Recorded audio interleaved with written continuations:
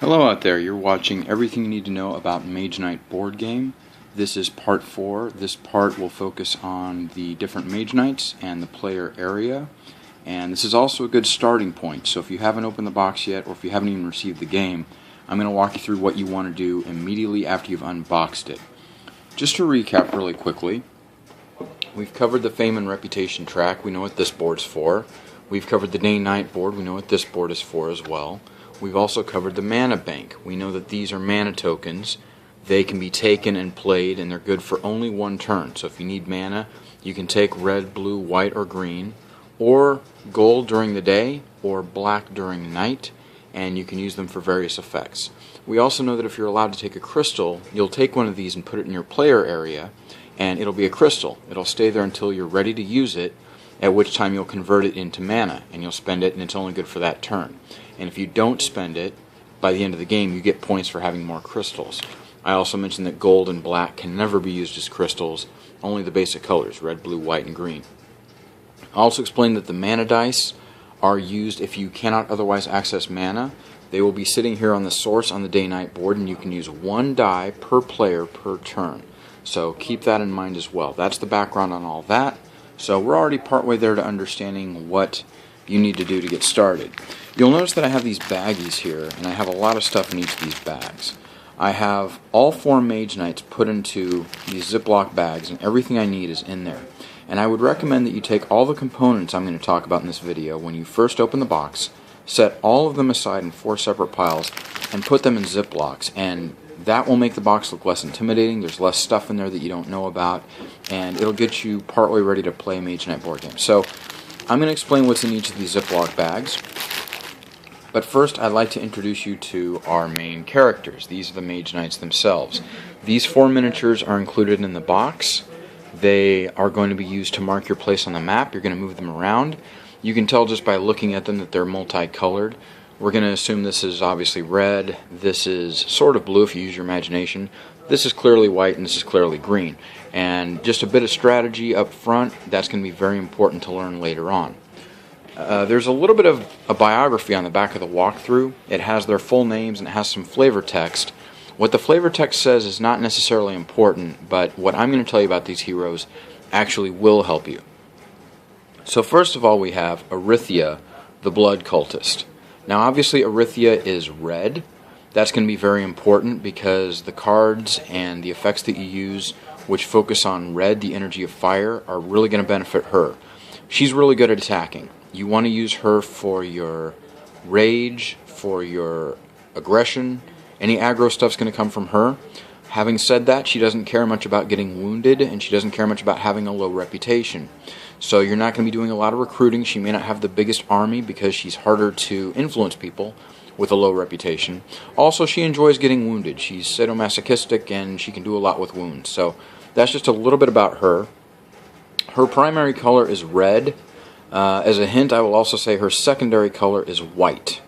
So through the game, when you're playing as her, you want to try to get red crystals and red cards. If you're unable to, you want to settle for white crystals and white cards. Next we have Tovak Wormstalker, head of the Order of the Ninth Circle. This is the guy, you see all 4 of these heroes, by the way, on the box. You can see Arythia right down here in the lower right, and you see Tovak right up front and center, and Narawas over here, and then Goldix is on the upper right. So all 4 of them are there, but Tovak obviously is in the foreground. He's right up in front, and he's the one that looks the coolest and people want to play immediately. He actually is blue, which means he has the energy of ice. He's really good at blocking. He's also really good at ice attacks and ice blocks. And by the way, obviously if you get any fire attacks or fire blocks, that's what Arythia is going to be doing. His primary color is blue, his secondary color is red, so he also likes to attack. Tovak is really good, by the way, at exploring ruins. He's good at fighting multiple enemies. When you eventually go to cities, he's really good because he can block very well, so he can attack more people. And he also doesn't mind being wounded that much. Next we have Narawas, greatest of the Elf Lords. A little bit about Narawas. He is white, he has the energy of wind, which means several things.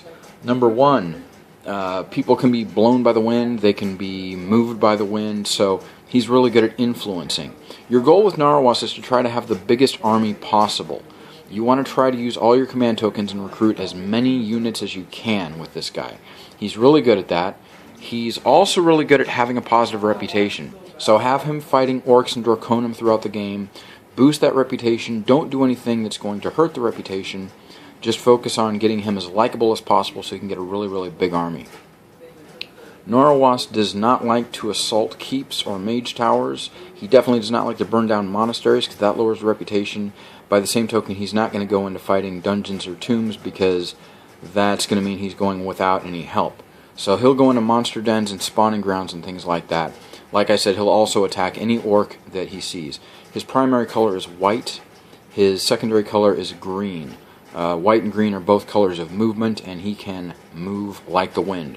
He's also good at ranged attack because that's, of course, arrows and slings being thrown by the wind. So that's important as well. That's what white is. Finally, we have Goldix, mightiest of the Draconum. And he is obviously green. He is green as grass. He's green as Kermit the Frog. His primary color is green. His secondary color, by the way, is blue. What I mean by secondary color, again, is at any time during the game, if you can't get a card or a crystal for their primary color, try to go with their secondary color. That's just a bit of strategy that most people don't take into account. Color is very important with these guys. Goldix is really good at moving because he can move on the ground. He's good at siege attack because siege attack means chopping down trees and using them in your attacks. He's also really good about healing because he is of nature and nurturing. So those are the 4 heroes. We're going to be looking at a lot about each of them in the different videos. It's important that when you play this game and you choose a hero, you choose that hero for a reason. You're not going to be played the same way. You're going to have 4 completely different games. As I said, if you want to assault the keep, if you want to assault the mage tower, if you want to attack, and you don't mind getting wounded and a low reputation, then you get Arithia. If you're going to be playing a defensive game and you're going to block and you're going to have the potency of ice and you're going to be exploring ruins and other areas like that, you want Tovak. Narwas is going to be a great leader. He's going to have a really big army. So he's not going to go into dungeons or tombs where he can't bring his army. He's also not going to be doing assaults on fortified sites, which hurt his reputation. And Goldix can move all over the place. He can take advantage of different areas of the map. He can also heal very easily, so he doesn't mind getting wounded. And he also has the ability to use crystals and things like that that blue cards would do. Okay, that was way too much information about those guys, especially since we're just going to be looking at Arithia. Now, the first thing you're going to do when you open the box is pull these little figures out, and you're probably going to play with them, and that's okay. But the next thing is you're going to look for this logo here. As you can see, I have this card that has a portrait of my hero, and it has her name right here, and it has this logo. So all the stuff I have over here is stuff that has her logo, and I'm going to do that for all 4 heroes, so I have all 4 logos and all 4 things. On the back here, you can see portraits of all 4 of them. And this is a little out of order. Arithia's over here, Tovak's over here, Narwas is here, and Goldix is here. Red, blue, white, and green. And these are the 4 cards you want to find with these backs, not with the deed backs, which look like the box lid.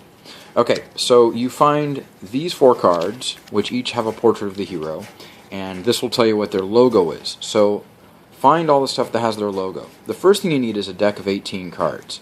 These 18 cards are going to be the hero card, which is what we call this, with the portrait and the logo. You have this skill description card. It's these boxes here that match these rectangular tokens, and it has some writing here, okay? And I'm going to set that right here for right now. Get the rest of this stuff out of the way. And I'm going to set Arithia here because she's not quite ready for prime time. She's not going to start the game, so I'm going to set her here on this skill description card on the right. I'm going to put this hero card over here on the left so I know where it is. And I'm going to take all these skill tokens, and there's 10 of them total. I'm going to mix them up, or if you play dominoes, I'm going to wash them so they're all shuffled up, and then I'll put them in a neat orderly stack over here. For right now I'm going to pile them up, but you want to try to stack these 10 high and set them over here on the left. Next thing you're looking for is 6 of these tokens. Okay, and the first thing you're going to do is take the 1 token that has nothing on the back of it and set it here like this so that the logo is face up. Then you're going to take these other 5 tokens, and as I said before, you can level up during the game. That's level 1, it goes all the way to level 10. So 1, 2, 3, 4, 5, 6, 7, 8, 9, 10. And you see that the token is also on here because you get a new one when you reach these levels. So I'm going to explain really briefly how that works. You're going to take these and find the one that says 910, which is this one right here. Okay? Then you're going to get the one that says 5-6. I'm sorry, the one that says 7-8, which is right here. Then you get the one that says 5-6, the one that says 3-4, and finally the one that says 1-2. Okay, now depending what level you are, this is going to be the top token. So for levels 1 and 2, you're going to have this token facing you, which gives you an armor of 2 and a maximum hand size of 5 cards. You'll notice up here that once you've reached level 3, there's a new token. So what you're going to do is you're going to take this token, you're going to flip it over and put it over here in your command area like this. And now this reveals what you're going to have at level 3 and level 4. Notice that your armor has gone up from 2 to 3, but your hand size is still 5. If you look here, you'll see that at level 5, you're going to level up again. You're going to flip this token over here, so you now have 3 command tokens here. This means that you could recruit and command up to 3 different units. The higher level you are, the more tokens you'll have. It also means that your armor is still 3 at level 5, but now your hand has gone up from 5 to 6. Alright, and now at level 7, you level up once again, as you can see right here. Your armor's gone from 3 to 4, your hand size is still 5 and 6, or is still 6, and you can command 4 different units here. And finally, when you've reached level 9, you can now command 5 units, your armor is 4, and your hand size is now up to 7. So that's a little bit about what these command tokens are for.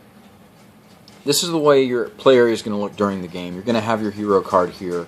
The top token will be what level you are, either, as I said, 1, 2, 3, 4, 5, 6, or 7, 8, or 9, 10 at the very end of the game. Your maximum armor will be 4, and your maximum hand size will be 7, and you'll be able to command 5 tokens, or 5 units with these tokens once you've reached level 9. Your skill description card will be right here. Your hero will be here until the start of the game, at which point he or she will be moved to the map. Now these 15 tokens here, these shields, notice they all have your insignia on them. This is going to denote that this belongs to you, so that we can keep track in a multiplayer game of who is who. 2 of these tokens are going to go up here on the fame and reputation track. So at the beginning of the game you have a reputation of 0. If your reputation goes up 1, it's still 0. If it lowers by 1, it's still 0.